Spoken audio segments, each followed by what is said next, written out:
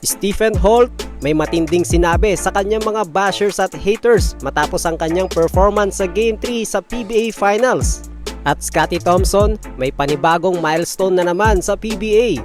Sa katatapos nga lang ng Game 3 sa pagitan ng TNT at Barangay Ginebra, marami ang napahiya at marami ang nanahimik na kritiko matapos magpakitang gila si Stephen Holt sa kanyang breakout game sa Game 3 sa PBA Finals. Kung mapapansin nyo mga paps ay marami ang bumatikos kay Stephen Holt dahil na rin sa kanyang masamang performance sa Game 1 and 2 ng PBA Finals.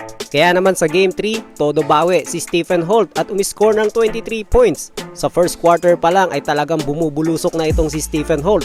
At meron lang ako napansin dito mga paps palagay ko nagulat ang TNT sa malaking adjustment na ginawa ng Ginebra. Usually kasi ay pumupunta agad ang Ginebra kay RJ Abarientos o kaya naman kay Justin Brownlee.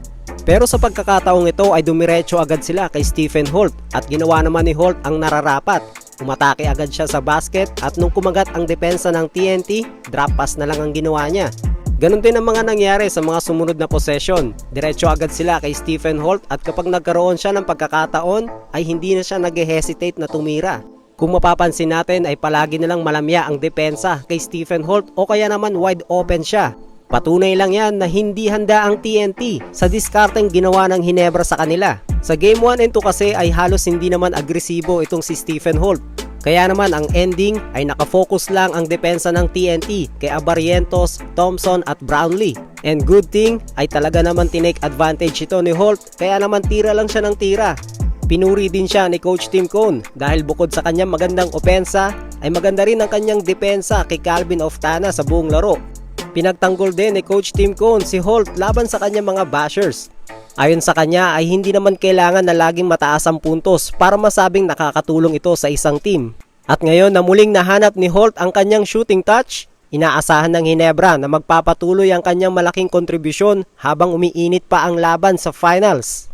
Samantala, isa na namang makasaysayang milestone ang maidadagdag sa resume ni Scottie Thompson matapos niyang maabot ang 5,000 career points. Dahil dito, siya ang naging ika-103 na player sa kasaysayan ng PBA na nakapasok sa prestigious na 5,000 point club.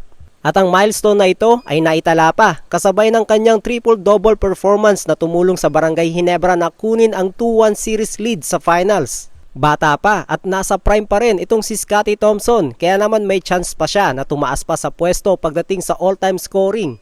Sa Wednesday pa ang Game 4 kaya naman makakapagpahinga ang dalawang koponan. Asahan din natin na magkakaroon ng malalaking adjustment si Coach Tim Cone at si Coach Chot Reyes. And let's see kung magpapatuloy ang hot shooting ni Stephen Holt sa Game 4 dahil kung mangyayari yon ay siguradong tapos na ang laban. Kung nagustuhan nyo yon ay please like the video and subscribe na rin kayo for more PBA updates. This is Jalpops TV. See you again para sa ating next video. God bless.